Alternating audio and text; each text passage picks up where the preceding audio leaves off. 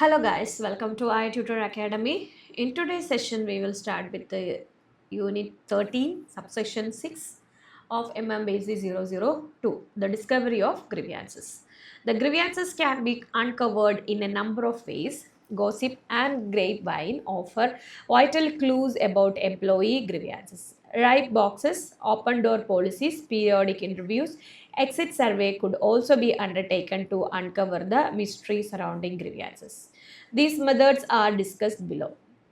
Observation. A manager or supervisor can usually track the behavior of people working under him. If a particular employee is not getting along with people, spoiling material due to carelessness or recklessness, showing indifference to commands, reporting late or for work or is remaining absent, the signals are fairly obvious. Since the supervisor is close to the scene of action, he can always find out such a unusual behaviors and report promptly. And next is grievance procedure. A systematic grievance procedure is best means to highlight employee dissatisfaction at various levels. Management, to this end, must encourage employees to use it whenever they have anything to say. In the absence of such a procedure, grievance pile up and burst up in violent forms at a future date. By that time, things might have taken an ugly shape altogether, impairing cordial relation between labor and management. If management fails to induce employees to express their grievance, unions will take over and emerge as powerful bargaining representatives. Great boxes.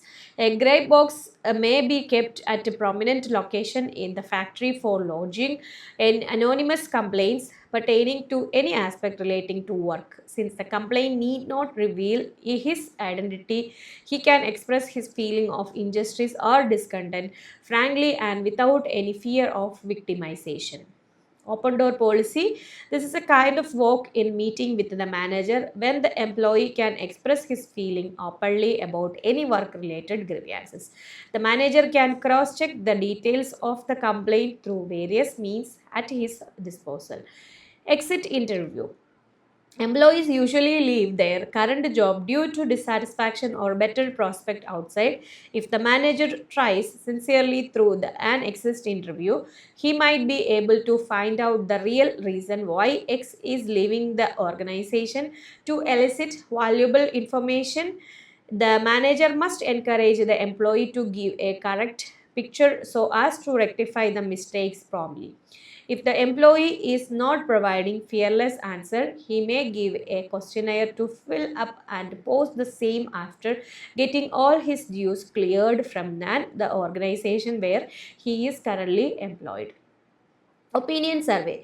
Survey may be conducted periodically to elicit the opinion of employee about the organization and its policies. Grievance handling procedure. As already discussed, there are valid reasons to have the grievance process through a machinery or a procedure. Objectives of a grievance handling procedure. Jackson 2000 lays down the objective of a grievance handling procedure as follows: to enable the employee to air his or her grievance, to clarify the nature of the grievance, to obtain where possible a speedy resolution to the problem, to take appropriate action and ensure that promises are kept, to inform the employee of his or her right to take the grievance to the next stage of the procedure in the event of an successful resolution. The benefit of a grievance handling procedure, according to Jackson, further benefit that will accrue to both the employer and employee are as follows. It encourages employee to raise concern without fear of reprisal. It provides a fair and speedy means of dealing with the complaints. It prevents minor disagreement developing into more serious disputes. It saves employers time and money as solutions are found for workplace problem.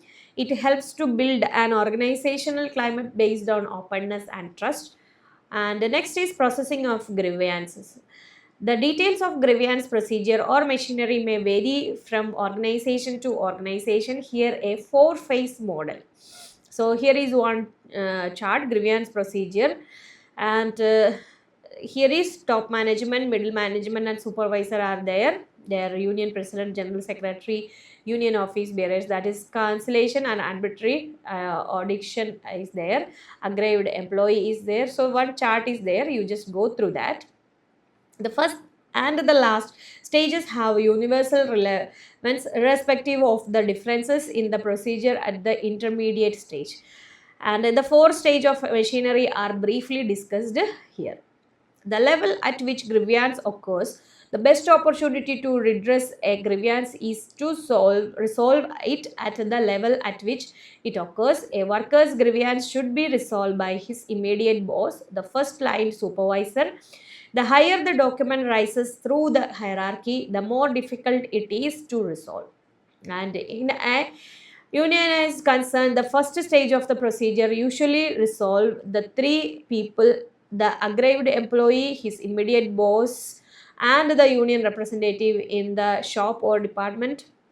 It is possible to involve the union in laying down the framework of the grievance procedure and thereafter restrain the union involvement in the actual process, at least in the two stages.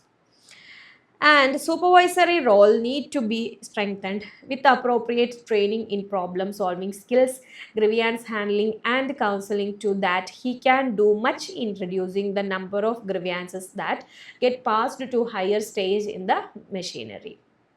And next is intermediate stages. If the dispute is not redressed at the supervisor's level, it will usually be referred to the head of the concerned department. It is important that line management assume prime responsibility for the settlement of a grievance. An organization level, if a grievance is not settled at the intermediate level also, it will be referred to the top management. Usually a person of a level not less than general manager designated for the purpose will directly handle the issue. And third party mediation, if the grievance has not been settled bilaterally with the organization, it goes to third party for mediation. It could be conciliation, arbitration or adjudication, or the matter may even be referred to a labor court. And steps in grievance handling procedure. At any stage of the grievance machinery, the dispute must be handled by some members of the management. In grievance redressal, responsibility lies largely with the management. And acknowledge dissatisfaction. Managerial supervisory attitude to grievance is important. They should focus attention on grievance, not turn away from them, and ignorance is not bliss. It is the bane of industrial conflict. And the next is define the problem. Instead of trying to deal with a vague feeling of discontent, the problem should be defined properly. Sometimes the wrong complaint is given. And next is the get the facts. Facts should be separated from fiction. Though grievances result in hurt feelings, the effort should be to get the facts behind the feelings. And analyze and decide. Decision on each of the grievance will have a precedent effect. While no time should be lost in dealing with them, it is no excuse to be slipped short about it. And follow. Decisions taken must be followed up earnestly. They should be promptly communicated to the employee concerned. If a decision is favorable to the employee, his immediate boss should have the privilege of communicating the same. And the key features of good grievance handling procedure. Torrington and Hall refers to 4 key features of a grievance handling procedure. Next is fairness. Fairness is needed not only to be just but also be to keep the procedure viable. If employees develop the belief that the procedure is only a sham, and then its value will be lost, and other means sought to deal with the grievances. Facilities for representation. Representation, example, by a shop steward can be of help to individual employee who lack the confidence or experience to take on the management single-handedly. However, there is also risk that the presence of the representative procedure, a defensive management attitude affected by a number of other issues on which the manager and shop steward may be at loggerheads. And procedure steps. Steps should be limited to 3. there is no value in having more just because there are more levels in the management hierarchy. And promptness is needed to avoid the bitterness and the frustration that can come from delay. When an employee goes into procedure, it is like pulling the communication cord in the train. And next is essential prerequisite of a grievance handling procedure. Every organization should have a systematic grievance procedure in order to redress the grievance effectively. As explained above, unattended grievances may culminate in the form of violent conflict later on. The grievance procedure, to be sound and effective, should possess certain prerequisites and a conformity with the statutory provision. Due consideration must be given to the prevailing legislation while designing the grievance handling procedure. And the next is unambiguity. Every aspect of the grievance handling procedure should be clear and ambiguous. All employees should know whom to approach first when they have a grievance, whether the complaint should be written or oral, the maximum time in which the redressal is assured, etc. And the simplicity. The grievance handling procedure should be simple and short. If the procedure is complicated, it may discourage employees and they may fail to make use of it in a proper manner. Next is promptness and training and follow-ups are there. You just read the explanation of the same from your material. And here is one table also there, comparison of grievance redressal procedure. Okay, so you just go through that table also. And grievance management in India industry. At present, there are 3 legislations dealing with the grievance of employee working in industries. The Industrial Employment Act 1946 requires that every establishment employing 100 or more workers should frame standing orders. These should contain, among other things, a provision for redressal of grievance of workers against unfair treatment and wrongful action by the employer or his agent. The Factories Act 1948 provides for the appointment of a welfare officer in every factory ordinarily employ 500 or more workers. These welfare officers also look after complaints and grievance of workers. They will look after proper implementation of the existing labor legislation. Besides, individual dispute relating to discharge, dismissal or retrenchment can be taken up for relief under the Industrial Dispute Act 1947, amendment in 1965.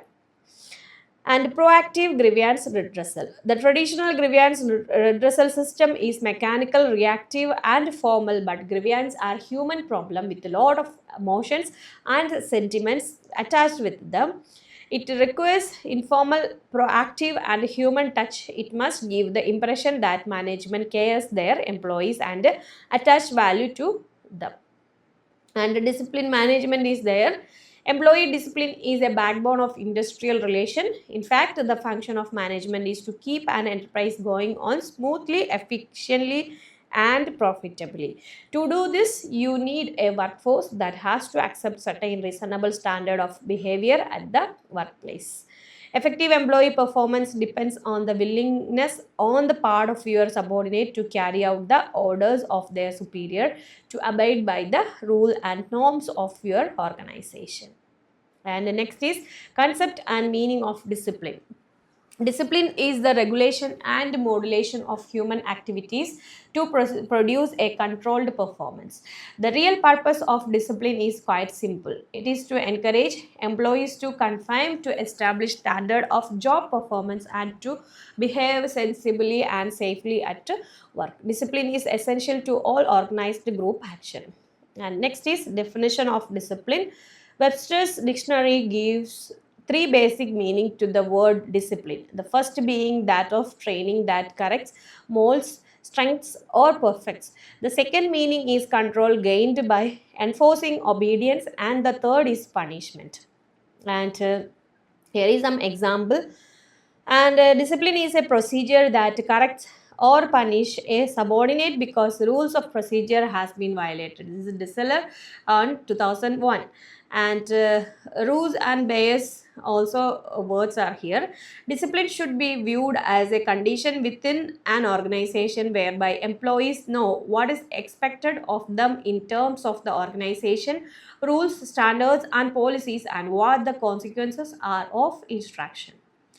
From the above definition, you can find the following elements. The objective is orderly behavior. Orderly behavior is a group desire.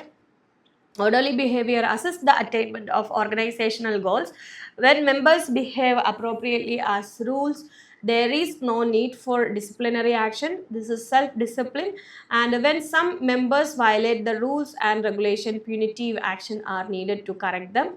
And punishment serve two purposes. First, to directly punish an individual for an offense, and secondly, to set an example of other not to violate the rules and regulations. And those employees who observe the rules and standard are rewarded by praise, by security, and often by advancement. Those who cannot stay in line or measure up to performance standards are penalized in such a way that they can clearly learn what acceptable performance and behavior are. Most employees recognize this system as a legitimate way to preserve order and safely, and to keep everyone working towards the same organizational goals and standards. And let us now distinguish the major aspect of discipline: negative discipline, positive discipline, discipline as self control. And these are the three categories of discipline. Negative discipline involves force or an outward influence. It is a traditional aspect of discipline and is identified with ensuring that subordinates others strictly to rules, and punishment is meted out in the event of disobedience or indiscipline. And next is positive discipline. In this type of discipline, subordinate comply with the rules not from fear of punishment but from the desire to cooperate in achieving the common goal of the organization. And next is discipline as self-control. Discipline at one level means training that corrects, molds, strengthens, or perfects the behavior. Discipline in this sense refers to the development of an individual, one's effort at self-control for the purpose of adjusting oneself to certain needs and demands. And the next is indiscipline. Indiscipline refers to the absence of discipline. Indiscipline therefore means non-conformity to formal and informal rules and regulations. We cannot afford indiscipline as it will affect the morale, involvement, and motivation of subordinate in the organization. And next is factors leading to indiscipline. Various socio-economic and cultural factors play a role in creating indiscipline in an organization. We wonder if you realize the fact that often indiscipline may arise because of poor management on your part, insensitive and thoughtless words and deeds from a manager are potent reason for subordinate to resort to act of indiscipline. Defective communication by the superior and ineffective leadership devoid of a tactful human relation approach can cause indiscipline among subordinates. And your subordinates may indulge in act of indiscipline because of unfair practices on your part, like the wage differentials, unreasonable declaration of payment of bonus or non-payment, wrong work assignments, defective grievance handling, etc. Low payment of wage also creates lack of motivation in your subordinates.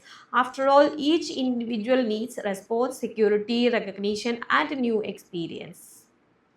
And defective communication between you and your subordinate also leads to conflict of various kinds. Very often your subordinate get no opportunity to express their feelings and sentiments. Forms of indiscipline: absenteeism, insubordination, violation of planned rules, gambling, incompetence, damage to machine and property, strikes, dishonesty, and other forms of disloyalty lead to industrial discipline. These are all forms of misconduct against the management. If an act of an employee is prejudicial or likely to be prejudicial to the interest of the employer or to his reputation, it is a misconduct. The act of an employee can become a misconduct in the following cases: where an act of a workman is inconsistent with peaceful discharge of his duty towards his employees. Like that, there is points are there, A, B, C, D, E, F, and etc. You just go through these points, and it is very difficult to lay down the exhaustively as to what would constitute misconduct and indiscipline. It would depend upon the examination of facts. Some of the act of misconduct are mentioned in the model standing orders as part of the rules made under the Industrial Employees Act of 1946. So, insubordination, assault or threat to superior officers, defamation, making false complaint are all act of indiscipline.